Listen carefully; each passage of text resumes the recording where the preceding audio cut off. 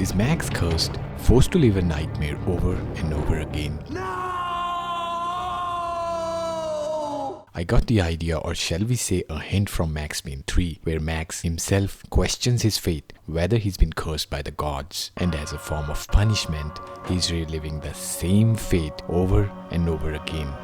Poor girl was dead.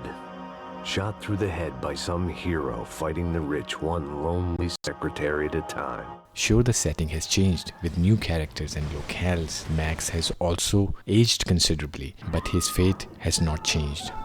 In the first game, Max is your regular guy who works for NYPD. NYPD, drop it! But one fateful evening, upon coming home from office, Max finds out that his wife and newborn daughter have been murdered by some junkies. Then in the next installment, Max falls in love with Mona, a hired killer. And as fate would have it, Mona ends up dying in Max's arms. So this scene... Okay.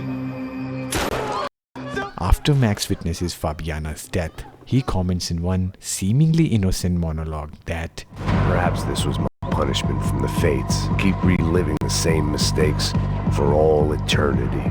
the story for the third part in the series was written by Dan Houser. So as a tribute, or let's say as an Easter egg, Houser added two alternate versions of Max in the game. In the first version, Max is happy, retired ex-cop and is on vacation. The other version is this guy, Brewer, who's still stuck inside the nightmare after the events of Max Payne 2, having lost everything. We only get to meet him once in the game. This version also lives in the same apartment as Max, and the whole scene feels like Max is getting to watch an alternate version of himself. If I was going to be shot in the face in here, it would probably be me pulling the trigger. Max also hints of his journey coming to an end by suicide, and so it happens. Brewer, the future self of Max, if we can call him that, ends up blowing himself while Max gets to watch it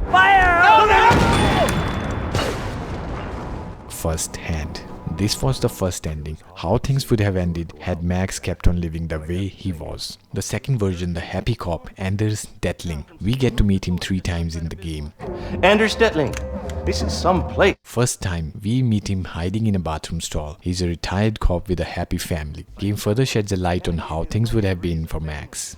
I got a girl at college at Wisconsin and a boy who's playing football for Minnesota State. Happy, healthy ex-cop? Give me a break. Second time we meet Anders in the Nova Esperanza favela, where he is helping out with inoculation of children through a charity. Scene ends with both Max and Anders saying goodbye. One more thing, Anders also confirms that his daughter will be coming to Brazil in a couple of days. End of conversation. Third encounter, when Max is going through his assault on the airport, and in one of the bathrooms he finds Anders again, hiding. Anders comments that trouble follows wherever Max goes. Chaos and guns, I might have known you'd turn up. Sorry. He further confirms that he's here to pick up his daughter. After that, both bid farewell to each other, and that's it. Anders is never seen again. What are you up to? I don't know. Trying to make a difference. Giving back.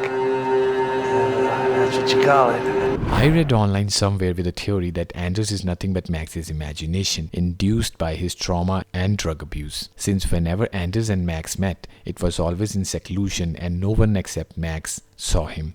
Well, I would have believed that too if Houser had not included Brewer.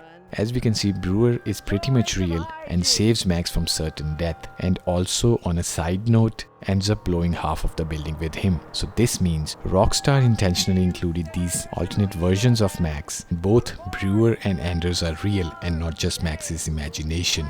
And with the ending of Max Payne 3, it seems that for now, the curse put on Max has been lifted.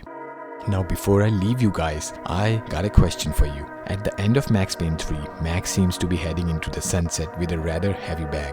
What do you think he's got in there? Is it a bag full of money or guns? What do you think, guys? If you have some of your own theories, do share them in the comments section. Thanks for watching.